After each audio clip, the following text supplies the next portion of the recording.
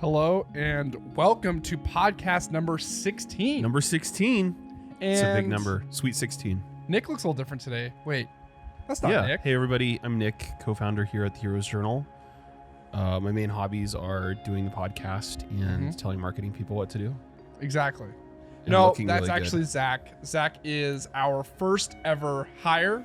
He is one of the owners of the Heroes Journal now and does a lot of marketing with us. So it's a little special episode here. Special episode for 16.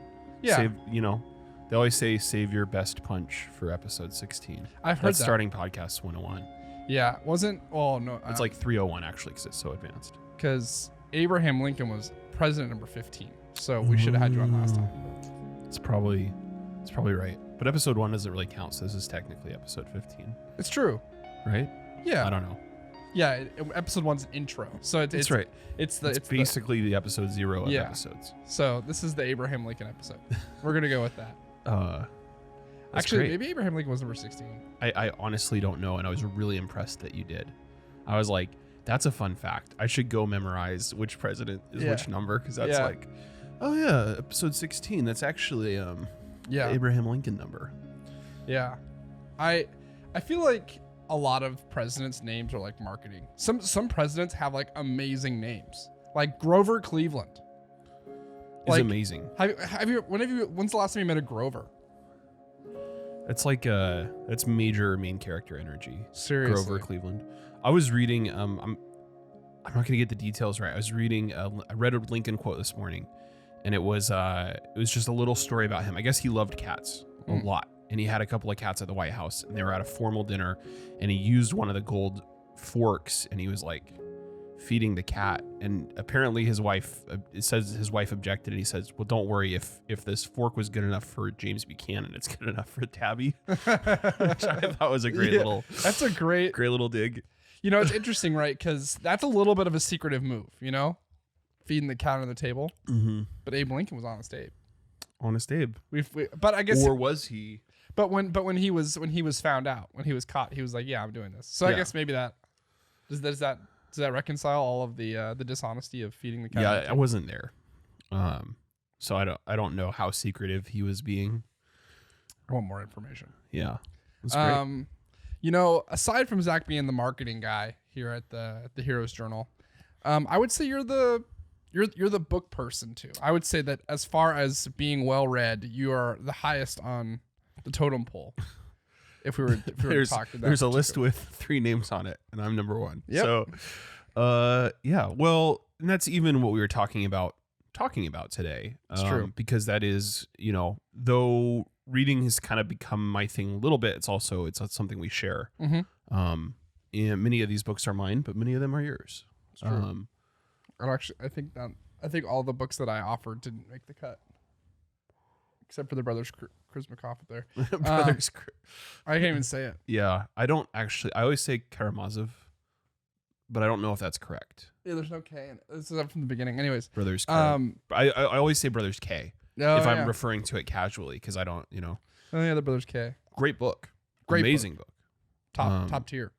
Probably top 10, maybe top 5 all-time favorite books for me. But so I feel like, aside from reading, I feel like you have like this this dream, maybe post Heroes Journal life of like being an author and doing the author thing. I don't know if you're a big book signing energy, but I know you want to write a book. I don't know what that environment would be like, but like, what do you think it is about writing in your thoughts and having someone else read them that like really excites you? Yeah. I don't know. I love books. I really, really love books. I love reading them in the sense that it's enjoyable sometimes. A lot of times it's a lot of work. I also love, I feel like it, I take being at the journal very seriously. It's something that I am immensely proud of doing, and something that I feel a really high level of responsibility. And I think, well, if I wasn't reading, I wouldn't be able to do a good job. Mm-hmm. And I see that tangible connection both in my personal life. You get to read biographies of some of the greatest people to have lived their own lives. And you get to see behind the curtain a little bit and read more, see their failings, the funny little in between moments. And you get to learn about the things that they built and all of that. So I don't know. I take that. I feel a measure of responsibility to read. I think that if, there's Mark Twain who said, like, the person who doesn't read good books has no advantage over somebody who doesn't read.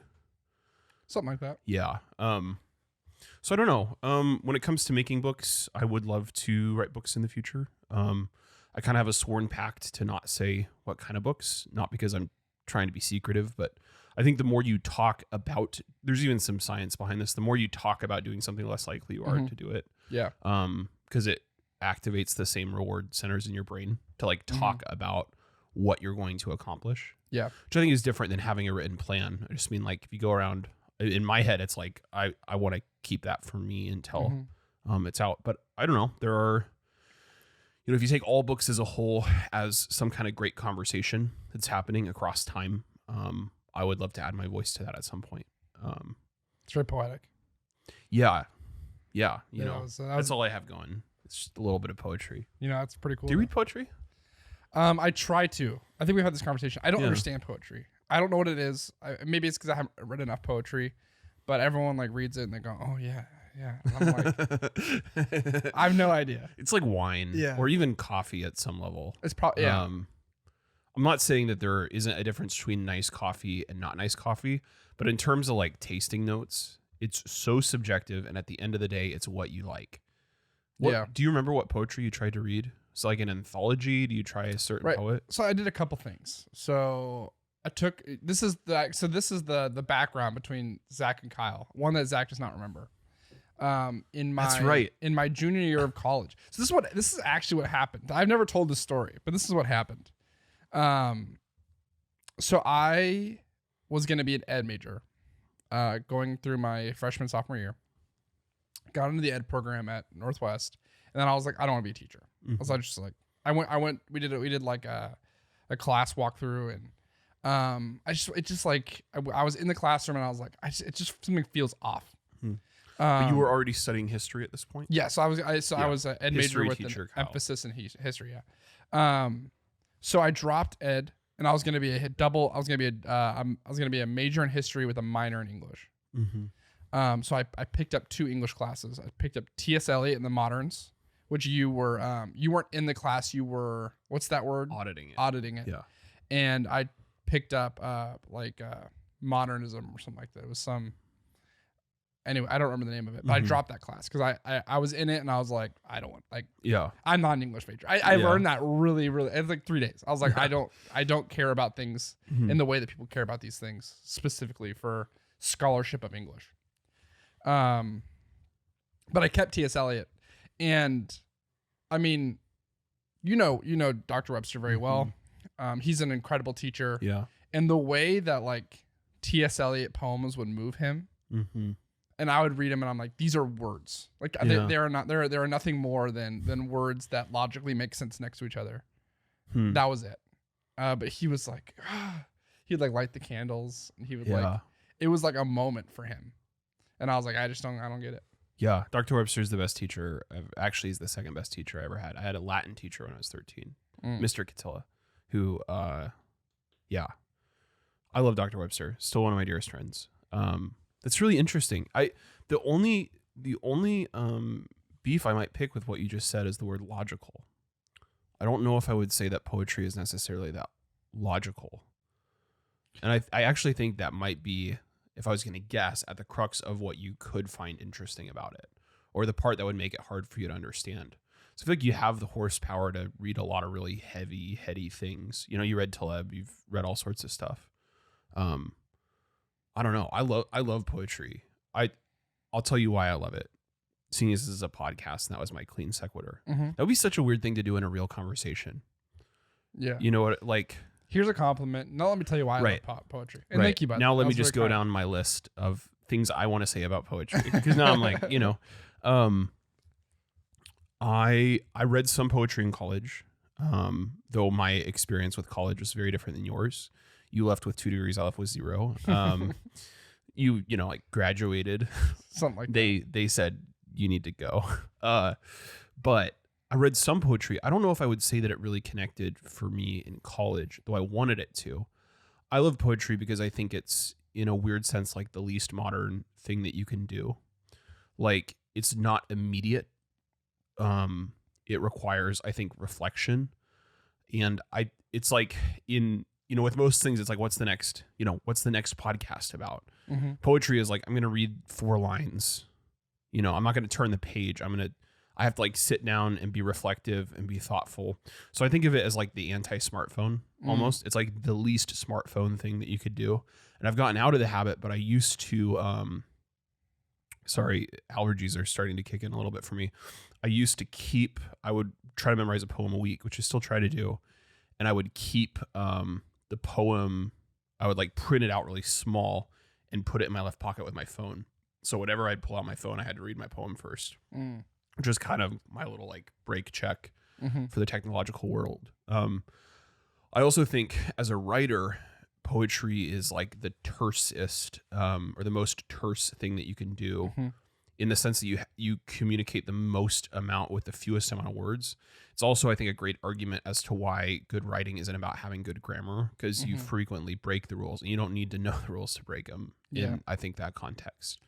But yeah, I think there's some really beautiful poetry, and there's still plenty of poetry I just go, don't get it. I don't think it's for me. Yeah. I think that when I do understand poetry, it's nice. And I'm like, that's a really good moment. Because I think the poetry that I understand is that if you're reading something, and whether it's poetry or not, like I think when you're reading good writing, there are moments of poetry even inside of like normal prose. Yeah. I think Ryan Holiday does a really good job. I think Ryan Holiday will have these moments where he'll write a sentence that's extremely clear. It's like 7 words. Then there's larger meanings to this thing, and I'm like that could stand alone. And to me, that's a moment of like being a poet. Though it's not like specifically poetry. I think that like you can see these moments of like of clarity. Yeah. And that's really why I like Ryan Holiday is someone you've introduced me to. Yeah. And I really like his writing because it's very clear. But he's still able to like push forward some pretty meaningful, like dense thoughts in a way that doesn't make my head hurt. Yeah.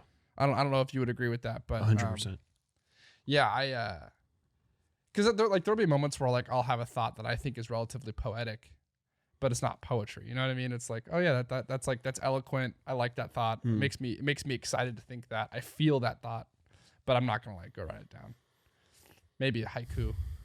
Yeah, I don't know, because I agree with all of that, and I think now part of the reason I love memorizing poetry is I think that I'll find and this is kind of full circle on why I love reading so much. Poetry isn't really useful for anything. Like, I don't think, I'm not going to read a poem and be better at Facebook ads. It's more, I think, and I think that there are some people who are in the school of thought with reading, especially reading for personal development, which is like, I need to read things that I can apply right away. And it's the same. We really go down a spicy rabbit hole. It's the same thing with people who are like, why don't we teach people how to do taxes in school? And I will say it's because they have their whole entire life to learn how to do taxes. Yeah. Right. It's this education should leave you ready for some kind of vocation, but it's not there to turn you into a worker. It's there for something else. I think for the most important things to humanity, for beauty, for the soul, for whatever society is at its best. That's what we're trying to educate on and trying to grow within each person. And that's part of why I love poetry. Yeah. Is I think it's my same defense of fiction, which I would ultimately say we read to become a bigger, better person, which is then of course going to translate into you being better in your life, in your job, in your relationships, in your friendships. It's going to hit all of it.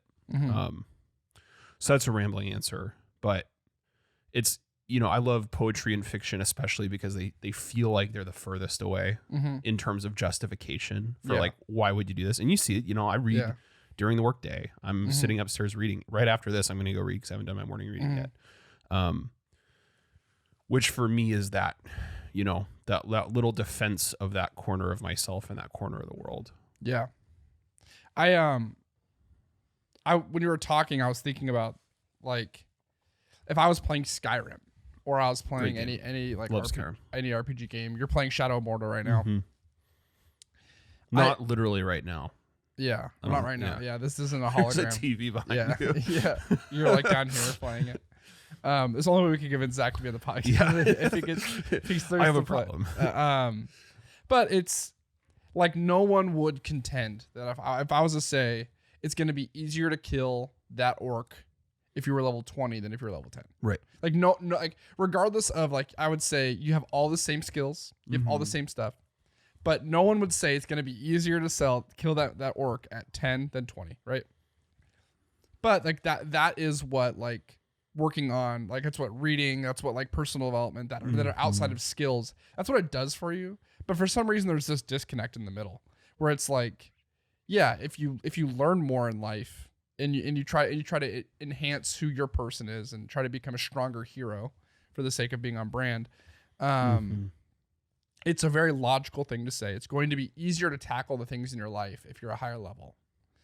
So what that means is really like finding the things that matter to you, finding the things that make you feel like you are progressing in your life.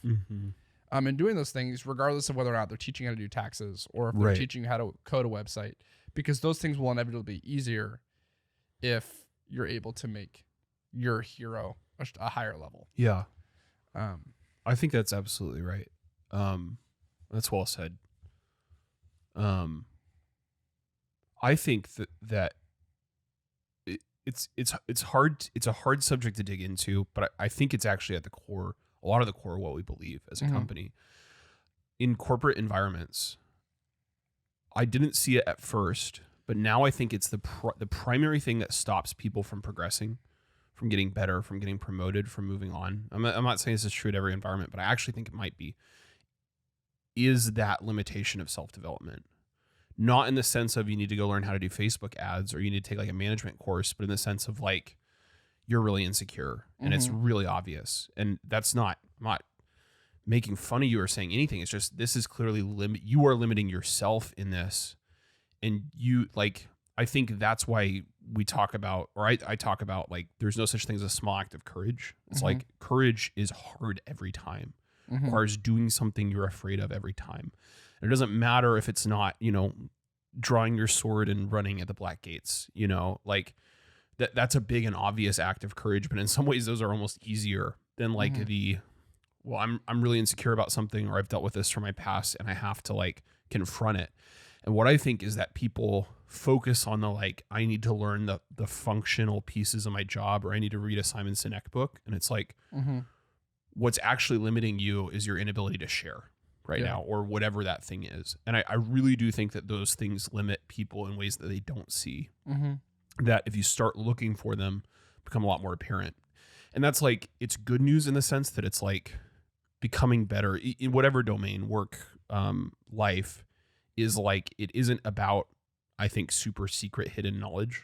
It's not like you need to go climb some mountain and there's, an old guy with a beard sitting on top of it. And he says like the 7 magical words and you're like, but it's still really difficult because that's like probably the most difficult thing that you can do. Yeah. There's probably a reason why you've never, if you've dealt with this up until this point in your life, there's probably a reason why you've never dealt past it. And it's probably because it's really hard, sincerely very difficult to work on those kinds of things. But I really think, I don't know if I said it, I don't think I did, but I've tried to look it up and I can't find the quote, but it's just like, master yourself and your work will follow. I think is a principle that I really believe at the core. I think it's at the core of what we believe in at the Heroes Journal. When we talk about bringing people on, contractors who we work with, how we handle ourselves. It's what goal are you pursuing for yourself? Because that's going to translate into you doing better and cooler, more amazing things here. Yeah, I agree with that 100%.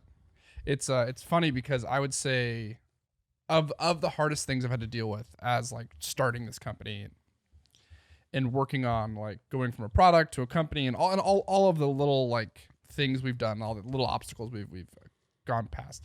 The hardest things for me is like when it's stressful is to read.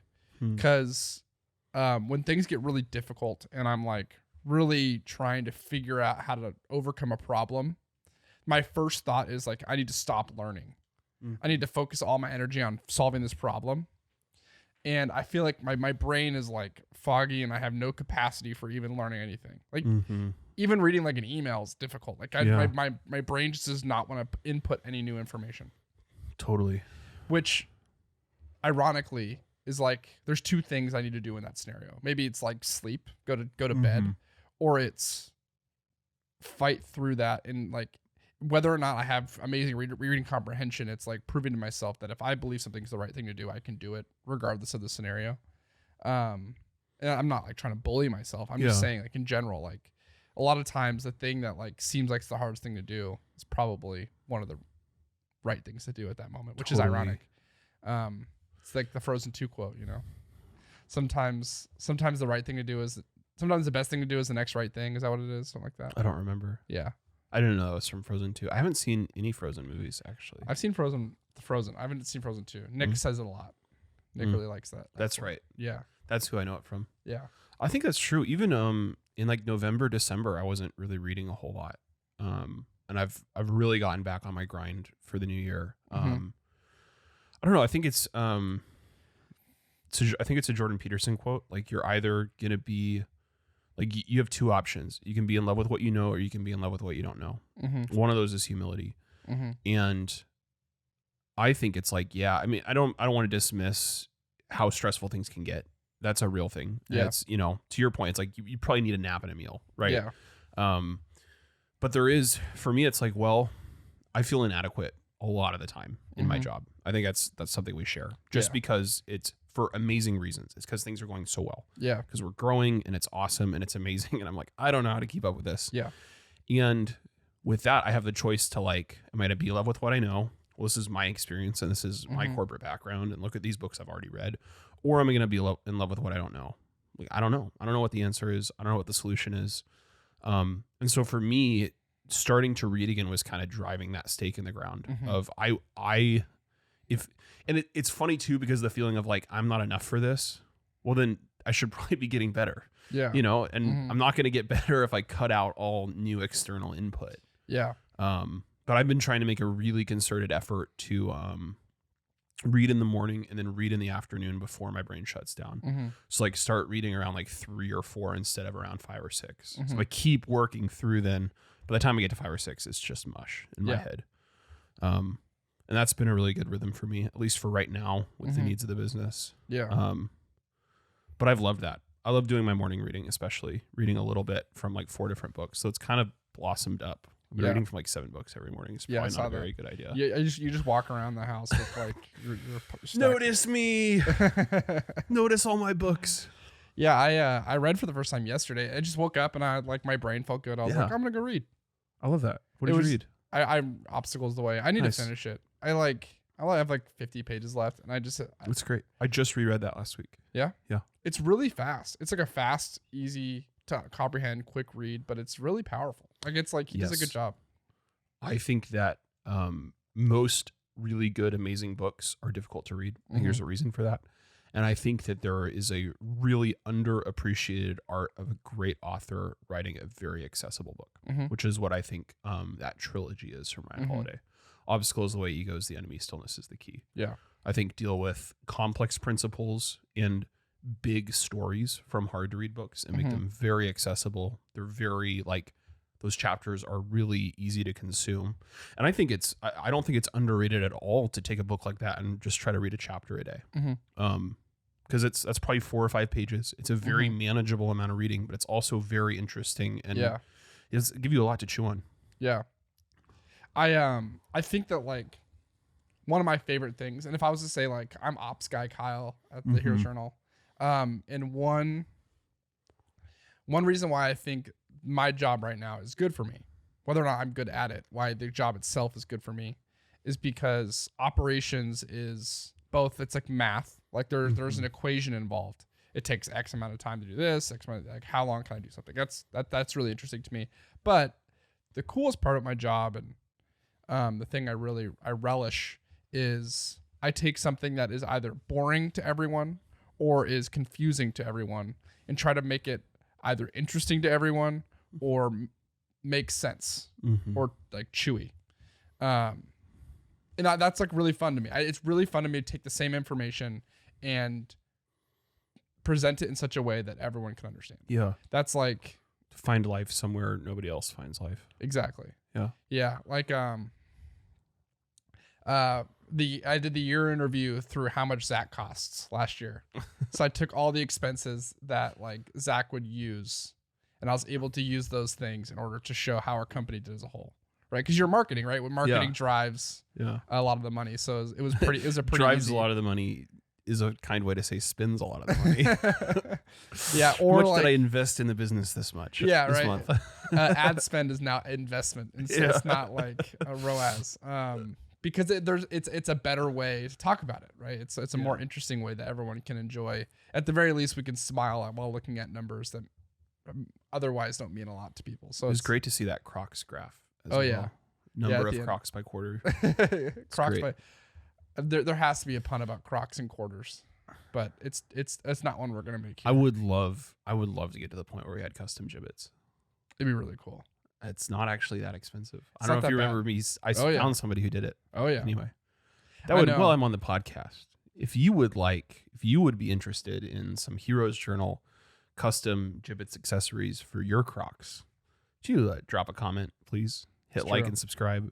Mostly just drop a comment because I would love to have those. Yeah, that's been a lot of the decisions that we made about products that we made are just things that we want to see in the world, right? Which I think is actually a really good, at least when you're small, Mm-hmm. it's a really good test. Yeah. It's like, if I make this, would I want this?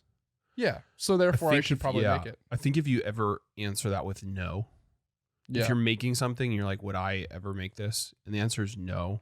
You probably want to take a step back and It's true. rethink that. Unless you're like Walmart. I do think as you get larger, that's true.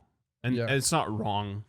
The Walmart being Walmart isn't wrong, but we're Mhm. not interested in being Walmart. Yeah. I think we will probably forever make things by and large that we're interested in. Yeah, it's really a hard answer because I think a lot of times people will ask us, they'll come up with an idea for a product that we should make, and like we've had a little conversation about 90% of the products people suggest that we make, and the reason we haven't made them is not because it's not a good idea or not because the product wouldn't be great.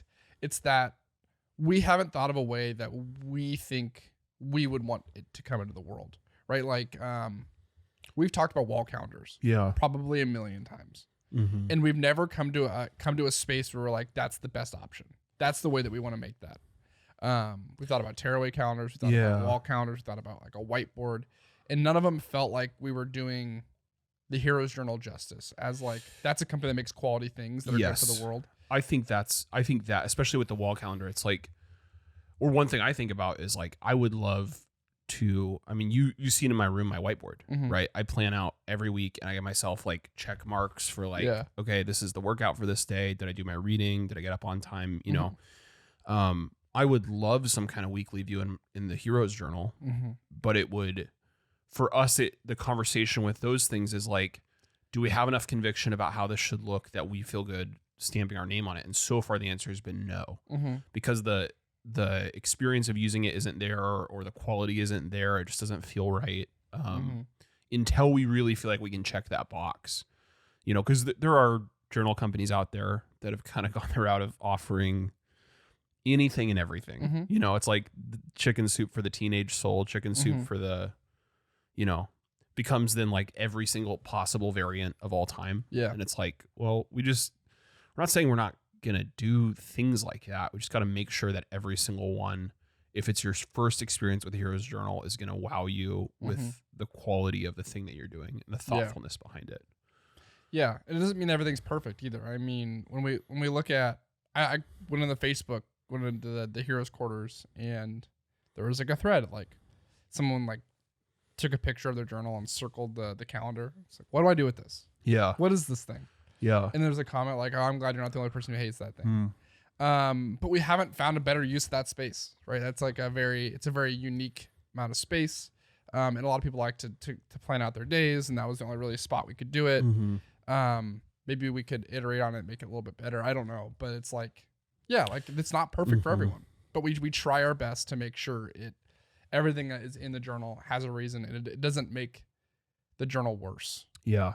And I think if we do the weekly view, there's a lot of flipping, and then it's not very gracious. It's very like, oh, you skipped 2 days this week. I think that's the primary issue we've run into. It is I think undated pages are really important. Yeah. And if you start putting in a weekly planning page every 7 pages aren't undated anymore. Yeah. So yeah, I think it's true. It's like with the calendar, I know that there's things like alleys and threats I struggle with. Mm-hmm. I love using my calendar. I like recording how I spent my time, as kind of a form of accountability to myself at the end of the day. But alleys and threats, it tends to be pretty comparable things every day. Mm-hmm. So it's like, well, maybe that's not the perfect thing in the world for me, but I still love using the journal as a whole. Yeah. Yeah. I mean, the very first version of the journal had how many unique daily pages? 5. Yeah. And then it went to 9. 9. And then now it's 90. Right. But I think each and every time it wasn't like people were like, oh, the quality on this is horrible. Yeah. Right. It was each and every time we were able to clear that threshold of we love this thing and everybody else. We put enough work in that it's not just, we don't just love it because it's our baby. We love it because it's good. Yeah. And we want to keep doing that. Yeah. I mean, that's the most important part of like running a small business is making sure that like it's the whole entrepreneur thing, right? It's like find a problem and find a good way to solve that problem. That's the equation, but there's so many more parts of it, right? Like you don't just solve the problem for the sake of solving the problem. You solve the problem because it needs to be solved. And B, you solve it in a way that does like it does justice to the size of the problem, right? Like I'm not gonna just like go hand someone a bottle of water and say like people aren't thirsty anymore, right? It has to be equitable to the size of the problem, Right. And you have to do it in a way that it's quality and is able to inspire people to help solve the problem in their life and other people's lives, right? It's like in a lot of ways, like the hero's journal wages war on not feeling heroic. That's like probably one of the simpler ways you could put it. So if you're out there and you have a hero's journal and you start feeling more heroic and you see someone in your life or someone on the street or someone in passing and you say that person's not treating themselves as a hero, like that's an opportunity for you to go inspire them to be a hero too, right? Because it's not just about you. And you want to make a product that does that. And I think the Hero's Quarter is a really good example of that. Yeah. Someone says, hey, I'm struggling with this today. And people come and they're like, hey, maybe have you tried this? Have you tried this? Like, yeah. Or just, I'm sorry. Yeah. I'm sorry. Yeah. And I've felt that too. Yeah, I love that. But who knows? It's like, I have no idea what we're going to be in 3 years. I hope we're a kinder and better version of what we are today. Yeah. But I have no idea, right? It's like, that's also kind of a fun part is, Nick and I talked a lot about purpose last week. I'm a very purpose-driven person. I have to have like the North Star is the thing that speaks the most to me in our out of anything we do in our entire brand. The North Star makes the most sense to me. You're welcome. Yeah, actually, I think we got it from Maduro. Our old company set a North Star for our company. Really? Yeah. That's at least that's where I like so. At least my experience with North Star, you helped bring it into like our words. My experience with North Star, it started with my intro sociology class in college. Interesting. We're talking about modernism versus postmodernism. So modernism is how you think of like the nuclear family in the 1960s, right? You turn 22, you just graduated college, you're married, you get a job, you get the house in the suburbs, you get a dog and 2.4 kids or whatever it is, right? That is like it's a very logical path, and then you retire, and then you die. That was life. Whereas postmodernism is it's a lot more like Fortnite, right? You put a position in the middle of a giant circle, and everyone has to figure out a way to get there. Like there's no specific path, but the middle's the spot in the middle is where you need to get to, which makes a lot more sense to me from like a North Star. Like if I want to be someone who is kinder and more present for the people in my life, right? That's a very like middle of the road, and I'm gonna go through a lot of trials and errors getting there because there's no specific way to get there. Yeah, I think that speaks to me a lot. So with the Hero's Journal, I'm like, okay, what are we pursuing Mm-hmm. in general? And I don't think we have an answer. I think our number one answer is like help people become the hero of our lives. Mm-hmm. But aside from that, I don't think we have like we've been working on that from a company standpoint. Like, yeah. how can I have a new hire and I could tell them something and they're like, I'm on board with that. You know what I mean? Yeah. Yeah. I think it's as we've grown, those things have to become more tangible without breaking the ethereal, like feeling pathos part of it. Yeah. You have to keep both. Yeah. But it has to go from living in your head and living in Nick's head to like living on a piece of paper in words that people can understand. Yeah. It's on our website. Yeah. It's like, yeah. Cause if you don't have like a meaning for something, like if you just like say like, here's a journal and there's something behind it, people are going to be like, cool. Like there's art on the pages. But if cool. Yeah. But if you can feel like it I like stands art. for so much more. Also, that's the thing. I think that's why the quality is so important, is because maybe this is the first time someone's been told they're the hero of their life, and they get this thing that is practically shining when it gets there. It's like it's the dream of being in Zelda, and you open up a chest and it's shining, and you get like the new sword or something like that. That's how I imagine it. You know, I don't know how you imagine the unboxing experience, but that's kind of my thought. Yeah, I think it's really special. I think it's a really special side. Yeah, I don't think it would make very much sense. You know, we could make the journal for cheaper and then charge less money for it, and that would make some people happier. But I think one of the things that we did, I wasn't even involved in this process when it happened, because this was the very earliest days of the journal. I don't really think there's any money you could pay to make that better. There's not really any expense spared on this from the standpoint of the journal itself, the quality of how it's made, like the pieces that go into it. I think that that's really important. It doesn't necessarily mean that's how things always are forever, but I think it lets you connect with the people that it's most important to by saying we're going to make the best possible version of this. Yeah. Yeah, I think so too.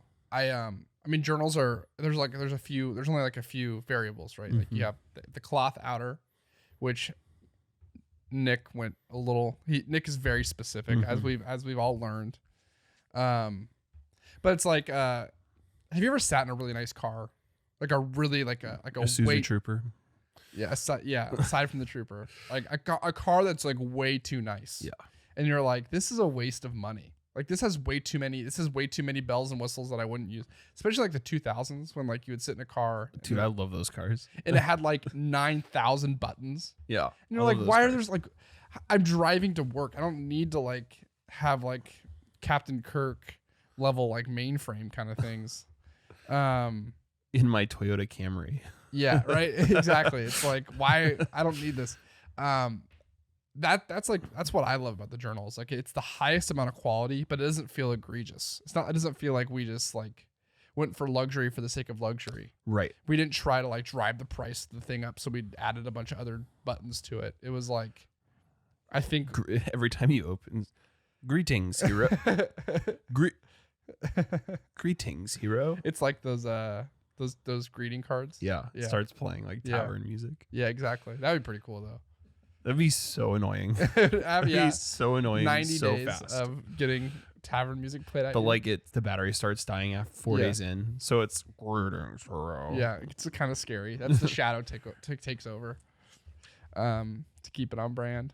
But yeah, I think that's what I'm proud of, is like there's no like extra luxury to it. Well, I would say I honestly feel like if you try, I don't know what you would try to add, but if you tried to add anything to it, I think it's the right version of it, and adding anything would detract from the experience of using it. It would make it harder to use.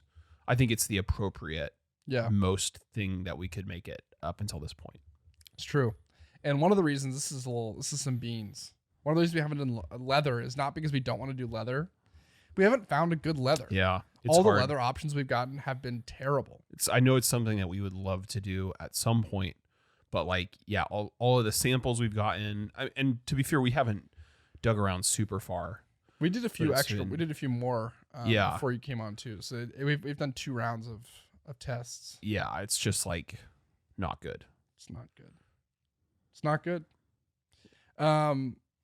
we normally ask a question to people to leave a comment about. Is there a book that you read every year? Ooh, If so, what is the book and why do you read it every year? that's a great question.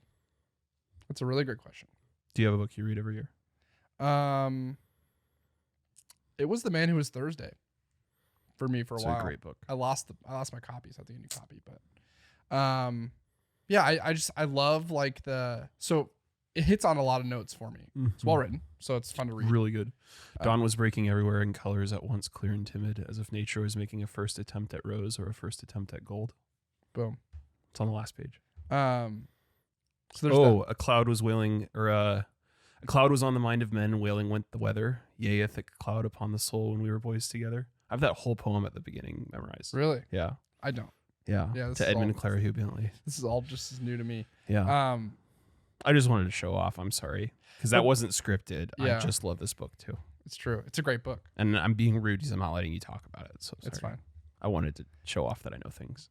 But I think one other thing that we share in common is I think that like Sherlock Holmes and like espionage and like we really enjoy those like literary smart people solve problems. I'm kind of listening to Arthur Yeah. Conan Doyle right now.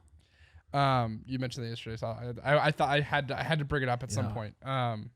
But yeah, there's like a level of like secret society espionage, kind of like this fun like they're like, hey, I'm Thursday. It's like It's shockingly postmodern too, especially for the rest of G.K. Chesterton's writing and thinking. yeah, And for the fact that he was a really big part of, very much ahead of its time. Like that's Yeah. a book I would think would be written in like the 60s or 70s. Mhm. But I think it threads the needle on being both like a postmodern like detective novel, like The Crying of Lot 49, Mhm. which is behind you, but landing in a much more orthodox kind Yeah. of or modern yeah. resolution. But yeah, that's I need to fun. reread it. It's brilliant. What's your yearly read? I have a couple. I'm actually part of the reason I've been asking that question is I want to figure out what my list is. Meditations by Marcus Aurelius for sure. Mm-hmm. Four Quartets by T.S. Eliot for sure. I reread all the Robert Greene books every year, which I really like. But that's more business driven. There's one other I'm trying to think of that I can't. Oh, War of Art by Stephen Pressfield. That's great. I think those for sure. I've been trying to also figure out what are the books that are like the kind of books I can read from every morning. Mhm. Like I've been reading the Calendar of Wisdom by Tolstoy, which is a daily reader, one page every day of Tolstoy's thoughts. I think I've talked about it before. Some of them are great. Some of them are just dated. Mhm. He's like maliciently vegetarian. Mm. He's like, it is clear and obvious. I'm like, you do you. Anyway, Being that you're the opposite of a vegetarian. kind of, yeah. In the sense that I'm not a vegetarian. Yeah. So that would be probably the opposite. Yeah. I was gonna say I had a question about something, but I totally forgot what it was.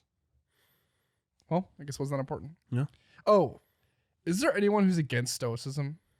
Like, is there anyone who's like, is there a counter to Stoicism? Because every time Stoicism is brought up, it doesn't seem to be argued very often. This is a really interesting question to me.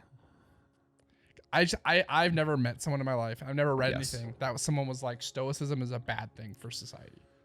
Well, It in may a be. traditional sense, Epicureanism would be the opposite of Stoicism. But it's not like anybody is, to your point, somebody says, oh, I just like thinking like a Stoic. And nobody's like, Yeah. that's wrong for these reasons. Yeah.